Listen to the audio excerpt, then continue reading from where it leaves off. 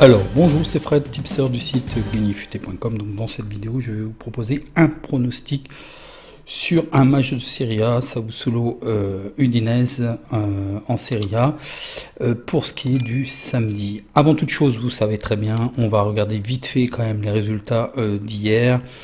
Manchester s'est fait attraper, je vous avais dit de rester à l'écart, la cote n'était pas value. Pour ce qui est de Lazio, donc, je vous avais proposé initialement un 2 sur la Lazio, tout en vous disant que j'allais arbitrer, et je vous ai montré visuellement l'arbitrage. J'ai juste deux petites précisions quand même, et c'est important. Moi, je suis pas une girouette, je change pas comme ça.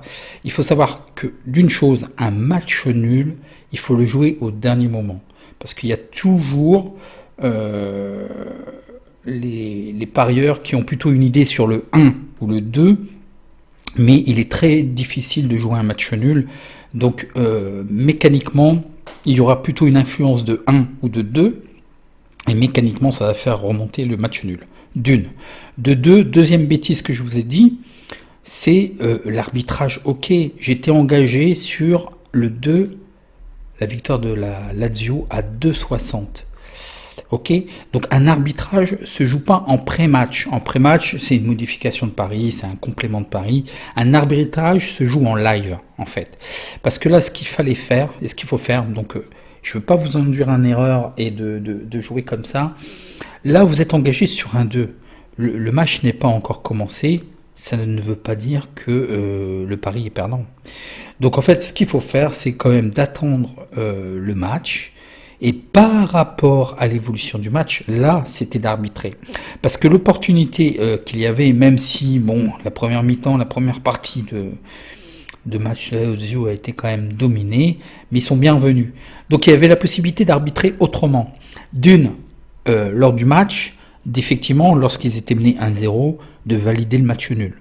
Ou, peut-être, c'était moins probant au milieu de la partie, peut-être de jouer au bout de la 50e, 60e, quand la Lazio commençait à revenir, de jouer la prochaine équipe qui marque, la Lazio, et de recouvrir comme ça en faisant un arbitrage. Donc je voulais quand même préciser ça, parce que l'arbitrage, je sais que c'est aussi un concept, on vous dit de pas regarder les matchs, de pas jouer en live, parce que vous allez... Non, c'est comme tout, ça s'apprend en fait, ça s'apprend. Le logiciel, vous allez voir, je vais refaire un petit peu plus de démonstration. Le logiciel de statistique, par exemple, permet, pour ce qui est des championnats, d'avoir des probabilités sur l'évolution du score et ainsi de suite. D'ailleurs, je mettrai régulièrement sur Twitter des informations sur l'évolution du score probable sur certains matchs. Donc, genre par exemple pour demain, Sassuolo Udinese. Donc voilà, je voulais préciser ça, mais je vais revenir sur l'arbitrage. C'est quand même un aspect, effectivement, moi je vous dis, si vous pouvez parier en live, ou de défendre votre pari, c'est toujours ce que je dis pour l'arbitrage. Je ferai une vidéo particulière, mais lorsque, admettons, vous descendez un escalier un peu rapidement et que vous loupez une marche, qu'est-ce que vous allez faire? Naturellement, c'est presque instinctif, vous allez essayer d'attraper la main courante. Vous allez vous rattraper à la barre.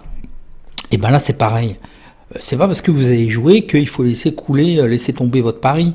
Vous pouvez peut-être essayer de le défendre. C'est ça l'arbitrage. Donc c'est un concept aussi. J'en ai parlé déjà un petit peu précédemment, mais je sais que les gens ont du mal à adhérer et puis tout le monde vous dit de ne pas parier en live. Moi je vous dis tout le contraire. Il faut défendre, même à la limite, je vais vous dire, vous avez toutes les informations pré-match. Arrivé au coup de sifflet début du match, vous êtes même mieux. Pourquoi? Vous avez la feuille de match. Vous regardez le premier quart d'heure, vous avez déjà un avis pas mal sur le match, non? Donc des fois, vaut mieux même attendre et de parier en live. C'est ce que je vous dis des fois. Bon, je vais arrêter cette digression-là. Et puis je vais arrêter de soulever les problèmes avec certains internautes qui sont minimes. Merci de votre soutien, mais vous avez compris que quand il y a des gens... c'est même pas la peine de relever, donc on continue. Pour ce qui est des résultats, donc le Barça, le Dynamo de Kiev, Ils n'ont pas été trop ridicules quand même. Bon, là, je vous avais dit de rester à l'écart. Bon, bah pour Rennes, bon, bah, voilà. Je voyais pas du tout ce scénario. Je pensais que Rennes aurait eu la capacité quand même peut-être de tenir ou de perdre par le plus petit score 1-0. Bon, ça n'a pas été le cas. Bon, il y a un carton rouge, il y a une main litigieuse et tout ça. C'est un petit peu sévère, à la limite le penalty, mais carton rouge derrière. Bon, bref. Bon, je sais pas bien si il aurait peut-être pas eu des mots envers l'arbitre, je sais pas. Je vois pas la justification du carton rouge. Bon, j'étais en même temps sur le multiplex. C'était pas un match que je regardais. Bruges Dortmund. Bon, bah là Dortmund a déroulé. Je pensais Bruges capable de bloquer un peu. Donc là, c'est un pari remboursé puisque je vous ai proposé le match nul remboursé 6-2. Séville, je vous ai dit de rester à l'écart. Je voyais quand même Séville gagner et il y avait un problème de cote. Ils ont eu chaud. Par contre, ils ont eu la tête et le moral pour revenir quand même. Hein. Donc, c'est à noter. Je vous rappelle, hein, ils sont en difficulté en Liga, en Primera Division. Donc attention, par contre, la Ligue des Champions, quand même, ça confirme. Ils sont quand même pas mal, même s'ils ont mal démarré. Ferencváros, la Juve, bon bah là, pas trop de secret, hein, 4-1, je vous ai dit de rester à l'écart. Et puis là, la mauvaise opération de la soirée, sachant que Manchester n'avait pas gagné. Paris avait bien commencé, menant 1-0. On peut pas rater un penalty, même si Di Maria a été très bon en première mi-temps. On peut, Paris peut quand même l'excuser, mais on ne peut pas rater un penalty. Voilà. Leipzig était pas trop bien dans ses petits souliers. Je pense que moralement ils sont atteints. Et là, vous leur mettez 2-0, c'est bon, c'était plié. Je pense que moralement, ils reprenaient encore un coup. Et ben, c'est toujours ce que je vous dis. Hein. Si vous menez 1-0, il faut essayer de mener 2-0. Il faut faire mal à l'adversaire. Là, Leipzig a repris confiance. Bon, après, derrière, jusqu'à fin de match, carton rouge. Là, ça va être très compliqué pour Paris, hein, entre les absents et puis les cartons rouges. Là, ça va être très très chaud pour Paris. Bon, bah, Leipzig reprend de la couleur, 2-1. Bon, ce qui n'est pas complètement volé, hein, mais Paris n'a pas su tuer le match. Donc là, c'est un pari perdant, parce qu'en fait, je vous avais proposé le 2. Pareil, un petit arbitrage avec le match nul. Bon, ça passe pas. Ça passe pas. Bon, bah, désolé sur ce match. Donc, un pari perdant. On a 2 paris remboursés, un pari perdant sur ce coup-là. Donc la bankroll a repris quand même un petit peu de couleur après ce week-end malheureux. Avait repris un peu de couleur. Bon, bah là, on est dans des travers. Bon, je vous dis, il faut voir à long terme. Bon, j'ai quand même un récit positif à plus de 51%, une cote moyenne à 1,92 qui est quand même assez élevée. Donc bon, voyons, continuons, il faut pas s'arrêter là. Donc voyons voir, donc n'oubliez pas aujourd'hui, hein, vous avez les 2 matchs Sparta, Nice et Milan, AC Lille. Alors attention, j'ai posté quelques petites alertes au niveau de Slavia Prague. Bon là je me mets encore une balle dans le pied, hein. Parce que je voyais plutôt le Slavia sécurisé avec un match nul. Attention, donc des très bonnes informations. Bah, d'ailleurs, je remercie Mathieu Gantois et puis Richard Beck, puisque c'est eux qui m'ont alerté. 14 joueurs, uniquement 14 joueurs de disponibles pour le Slavia de Prague. Ils font appel à l'équipe B. Donc attention à un risque de contre-performance. Je sais pas trop comment ça va partir. Il faut pas aggraver. Si vous n'avez pas joué, laissez votre pari. Je vais essayer de défendre en arbitrage en live, même si ça me semble pas évident. Je vais voir ça en live. Là, vraiment, il faut pas empirer non plus. Faites attention. Et puis, exceptionnellement, parce que vous êtes beaucoup à me demander tel ou tel match, bon, je me suis dit, bon, il y en a, ils sont de mauvaise foi, c'est qu'ils me disent que j'ai perdu mon score et tout. C'est une proposition en fait. Hein. C'est des probabilités qui ne sont pas affinées, puisqu'en fait, il faudrait au moins passer la phase de groupe. On a très peu de données encore, mais je fais une projection sur les probabilités avec peut-être un résultat probable et un score probable. Donc voilà. Bon, je vous ai mis pour un peu tardivement. Je suis désolé, j'ai mis une alerte. C'est pour ça, abonnez-vous et activez la cloche de notification. J'ai décidé de mettre aussi, de faire vivre la communauté sur YouTube et de vous mettre ce type d'informations. J'ai passé au crible l'ensemble des matchs et je vous ai donné les probabilités, le pronostic probable avec le score que je ne joue pas. Je n'allais pas me dire que voilà, j'ai joué tout ça. Non. Les seuls paris que je valide, ce sont ceux en vidéo. Slavia de Prague, Nice. Malheureusement pour moi, je me mets une petite balle dans le pied. Et puis le match AC Milan, Lille. Donc voilà, ne me dites pas, me mettez pas dans ma bouche des pronos que je n'ai pas tenus. Les scores, c'est difficile, je vous dis, il faut une stratégie, il y a plusieurs stratégies qui peuvent être mises en place. Donc j'en reparlerai certainement plus dans le club privé. Ok, donc profitez. Bon, je suis un peu plus actif aussi sur Twitter. Si vous voulez vous abonner, je pense que ça sera là en live où je vais être actif. Le prono show redémarrera, je pense qu'on va faire des choses vraiment bien. Et en plus là, vous me motivez. Là, vous êtes beaucoup et beaucoup de messages de soutien. Je vous remercie. Mais c'est vraiment un réel plaisir. Hein. C'est pas la course à savoir qui c'est qui va en avoir la plus longue ou la plus grosse. Hein. Je vous dis tout de suite. Moi, j'ai besoin de faire tout ce travail-là pour mes propres pronos. Après, je vous dis, c'est un partage.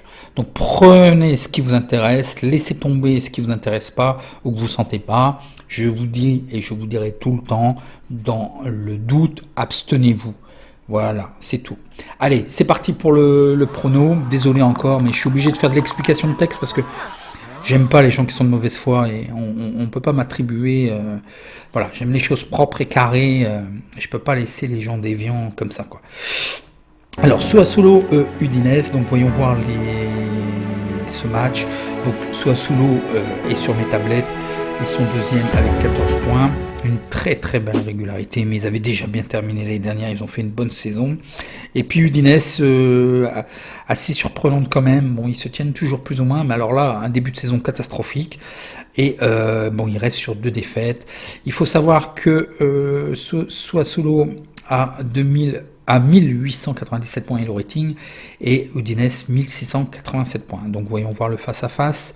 Donc une très belle régularité, hein, franchement il n'y a rien à dire. Et puis ben voilà, l'Udinese peine en championnat.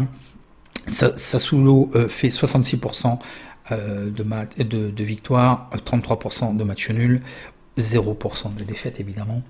Idem, 66% pour les over, plus 2,5 buts dans le match, 33% pour les under. C'est du 50-50 au niveau l'équipe qui marque en premier et l'équipe qui encaisse en premier. Donc un rapport de 107% sur cette équipe, vraiment très très intéressante. Udinese gagne à 16%, 0% de match nul et perd à 83%. Du 50-50 au niveau over-under et 100%.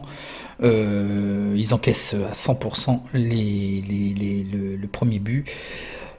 Un rendement négatif de 69%. Voyons voir le face-à-face domicile extérieur. Donc voilà, bon, c'est quand même 2 matchs nuls et une victoire, mais ils sont toujours invaincus. 2 défaites à l'extérieur. L'historique des confrontations... il faut savoir que voilà, donc une petite revanche à prendre. La saison dernière, Udinese avait gagné à Sassuolo. Bon, il faut voir ce que ça va donner. Donc voyons voir les statistiques que je vous ai trouvées sur cette équipe. Donc là, c'était l'aspect de l'arbitrage. Hein, donc je vous en ai parlé. C'est un arbitrage qu'il faut faire en live. Hein, c'était le match avec la Lazio. Il faut pas transformer son pari, il faut attendre. Et là, Salviel Prague, Nice, c'est pareil. Si vous faites un arbitrage, bon déjà on a couvert, ça sera en live. Pour ce qui est alors du match, donc les petites infos qui vont bien. Côté Sassuolo, donc il y a 6 absents et il y a Philippe Djiriksic qui est un petit peu gênant dans le dispositif tactique. Donc attention. Pour ce qui est d'Udinese, pareil, 2 absents. Les statistiques, donc Sassuolo est invaincu lors des 6 derniers matchs consécutifs en Serie A. Dans 16 des 20 derniers matchs de Serie A à domicile de Sassuolo, les 2 équipes ont marqué. Sassuolo a gagné par au moins 2 buts 3 des 5 derniers matchs de Serie A. Sassuolo est sur une série de 4 victoires lors des 5 derniers matchs de championnat. Il y a eu plus de 2,5 buts dans 19 des 22 derniers matchs de Sassuolo. Sassuolo a marqué 3 buts et plus lors de 7 des 10 derniers matchs à domicile. Donc ça marque, mais attention, ça encaisse aussi, puisque les 2 équipes marquent. Pour ce qui est de Udinese, lors des 6 derniers matchs de Serie A, Udinese comptabilise un total de 5 défaites. Donc ça, c'est dommageable, on l'a vu. Lors de ces 6 derniers matchs en Serie A, Udinese a un mauvais bilan de seulement une victoire. Il y a eu plus 2,5 buts lors des 3 derniers matchs d'Udinese, donc une constance aussi sur les 2. En moyenne, Udinese a concédé 2 buts lors de ces derniers matchs à l'extérieur dans cette saison en Serie A. Les probabilités, Sassuolo victoire à 61%, match nul à 24% et la défaite, donc la victoire de d'Inès à 15%. Je vois le 1, certainement un 2-1, peut-être 3-1, parce que Sassuolo sont aussi généreux. Donc voilà, je vous propose le 2 sec, à une cote vraiment de 2, donc c'est vraiment intéressant. Vous pouvez compléter ou sécuriser peut-être avec le over, si vous voulez, à 1,45 qui est acceptable. Donc voilà pour ce pari, je vous donne rendez-vous demain et je réponds à vos questions en commentaire. Votre petit like si vous avez apprécié et en attendant, bon match.